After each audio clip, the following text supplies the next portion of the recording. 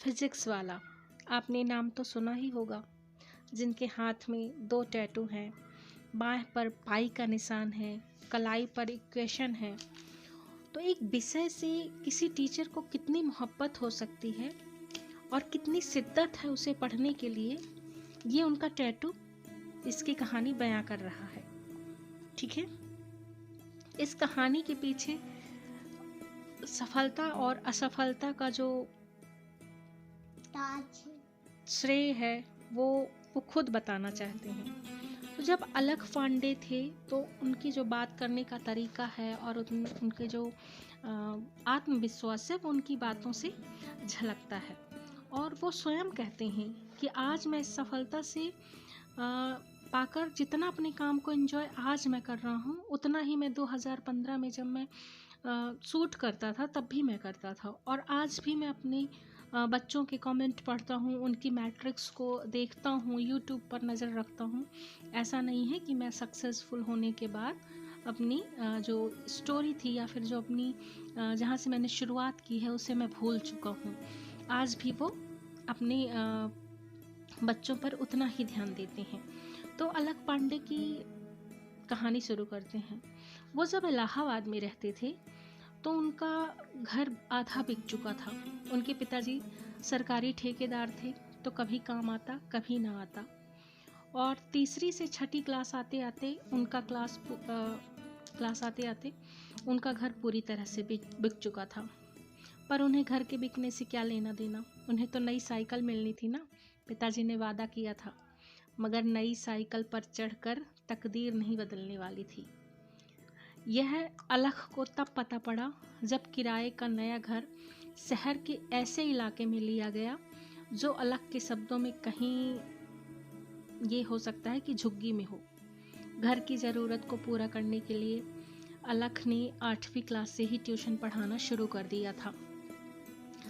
Tuition के साथ साथ वो अपना क्लास भी लेते थे और ये सिलसिला उनका कॉलेज तक जारी रहा। कॉलेज में जैसे जैसे बड़े होते गए तो अपने से छोटी क्लास को वो पढ़ाते रहे। लगभग 4 साल तक ऑफलाइन कोचिंग में पढ़ाया। वह दौर था जब ऑनलाइन या ऑफलाइन नहीं यूज़ करना पड़ता था कि पढ़ाई हो रही है ऑनलाइन ऑफलाइन। उस टाइम पे सारी चीज़ें ऑफलाइन ही थी, या फिर यूँ कहें कि डायरेक्ट क्लास ली जाती थी कोचिंग संस्थानों में जाकर। तो उन्होंने कोचिंग संस्थान में कोचिंग दी। फिर एक दिन उनके पार्टनर आते हैं और बड़े गर्व के साथ कहते हैं कि अलख तुम क्या पढ़ा रहे हो, इतनी भीड़ लग रही है, देखना अगले 10 साल में तुम 7,000 बच्चों के बैच को पढ़ाओगे। ये उनके लिए गर्व की बात रही होगी, बट अलख को ऐसा नहीं लगा। वो मायूस हो गए। उन्होंने सोचा कि सर 7,000 बच्चों को पढ़ाऊंगा। और फिर उसी दिन उन्होंने अपने यूट्यूब चैनल को चलाने का संकल्प लिया और अपने यूट्यूब चैनल को चालू किया।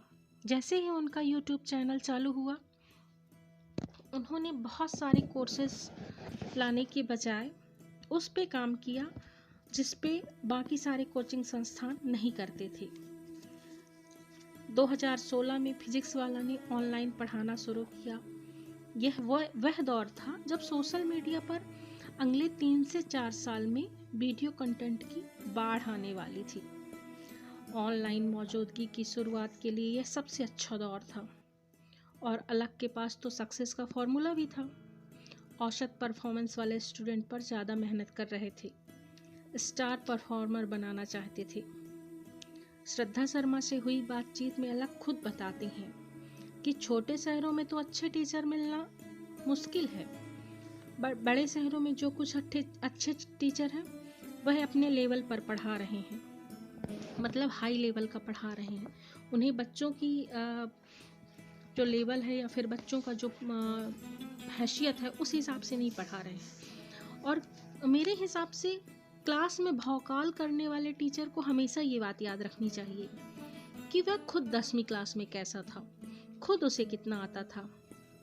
अब दौर में उस यूट्यूब टीचर को अपलोड करना काफ़ी मेहनत वाला काम था।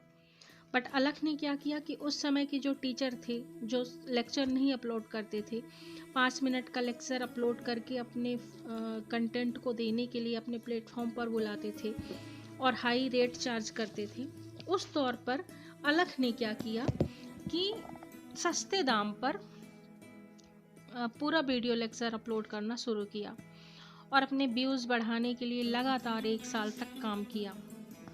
वो इसके बाद कोचिंग संस्थान कोटा निकल गए, वहाँ से बेस्ट टीचर द्वारा बनाया गया स्टडी मटेरियल लेकर आए और इसकी मदद से उन्होंने फिर उसे अपने हिसाब से इम्प्रूव किया, अपने हिसाब से उसे मटेरियल को ऑर्गेनाइज किया और उसके बाद उन्होंने अपना कंटेंट लाया। एक महीने में उन्होंने 10,000 स्टूडेंट एनरोल कर लिए थे। उनका कोर्स 4,000 का था, जो आर्थिक रूप से कमज़ोर बच्चों के लिए था, जिसमें आर्थिक रूप से कमज़ोर बच्चे भी एनरोल कर सकते थे और अपने सपने को पूरा कर सकते थे। अलख के मुताबिक फिजिक्स वाला को कस्टमर एग्जीबिशन में कोई संघर्ष नहीं करना पड़ा, क्योंकि उनका जो पेड बैच था वो ऑलरेडी काफ़ी सस्ते रेट पर था और उनके पहले पेड बैच का नाम था लक्ष्य, जिसमें 63,000 स्टूडेंट थे। अलख के मुताबिक उनके स्टूडेंट का प्यार ही उनके लिए बिजनेस बना और उनका सपोर्ट बना। एडटेक में आज की डेट में गुरु का जो दर्जा है वो एक सामान्य इंसान से ज़्यादा माना जाता है और यह याद रखना चाहिए कि जो हमारा गुरु है वो रोज़गार तो है, उस टीचर बनना एक रोज़गार है, लेकिन उस रोज़गार को बढ़ाने के लिए कहीं ऐसा ना हो जाए कि वो सिर्फ अपने रोज़गार में ही ध्यान देने लगे। तो इस बात का ध्यान रखना भी अलख के लिए बहुत ज़रूरी था और इस चीज़ का श्रेय वो अपने सभी जो उनके साथ काम करने वाले टीचर्स थे उनको देते हैं कि उन्हें बड़े बड़े ऑफ़र मिलने के बावजूद भी उन्होंने उनका साथ नहीं छोड़ा और उनके साथ बने रहे और उन्होंने कभी भी अपने स्टूडेंट को क्लाइंट या व्यापार की भाषा उपयोग नहीं की, ना ही उन्हें कस्टमर कहा। सदैव उन्होंने अपने स्टूडेंट का कोई स्टूडेंट ही माना और उनके लिए सदैव खड़े रहे। ऑफलाइन कोर्सेज के दामों में भारी गिरावट भी देखी गई। इसलिए देखी गई क्योंकि जो अलग के कोर्स थे वो लगातार घटे हुए रेट में थे।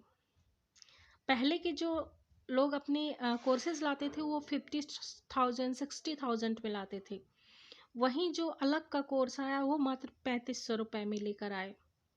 स्टूडेंट पढ़ना भी चाहते थे और स्टूडेंट ने खुद कहा कि सभी हैवी रेट वाली कोचिंग संस्थानों के लिए अलग का जो कोर्स था वो जियो की तरह था और करते भी हैं ऐसा, तमाम गलत दिशाओं में उपयोग करते हैं अपनी अपनी चीज़ों का, एडवर्टाइजमेंट का। तो इसी प्रकार से बातचीत के मुताबिक टीचर को करोड़पति बनने और सेलिब्रिटी इंडोर्समेंट लाने के चक्कर में खर्च बढ़ाते रहते हैं। सेलिब्रिटीज़ ऐसे फील्ड से होते हैं जिनका पढ़ाई से कोई वास्ता ही नहीं होता है, जिसके विज्ञापनों की वजह से बच्चे अपनी पढ़ाई से कभी कनेक्ट ही नहीं हो पाते हैं और बच्चों के लिए इमोशनल इन्वेस्टर है।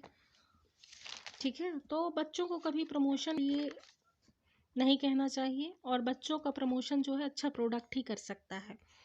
तो प्रोडक्ट को सही मेरे को फाउंडर प्रतीक महेश्वरी को जाता है, जिन्होंने ऐप बनाया, मुझे सिखाया कि संस्थान कैसे बनते हैं, ऑटोमेशन कैसे किया जाता है, क्वालिटी एनालिसिस कैसे कहते हैं। ऑनलाइन मार्केट में सरवाइव करना साधारण सी बात नहीं थी। अलग का कहना है कि हम सब इस दुनिया में अभिनय कर रहे हैं और ईश्वर हम सबसे अभिनय करवा रहे हैं। सफलता के शीर्ष पर खड़े अलग को यह डर है कि कहीं एक दिन सब खत्म ना हो जाए और एक सफल व्यक्ति को हमेशा ये डर रहता है कि आज जो बच्चे घेर कर उन्हें सेल्फी ले रहे हैं तो कहीं बुरा समय आने पर उनका साथ सब छोड़ ना दें। तो आज की कहानी में इतना ही, मिलेंगे नई कहानी में।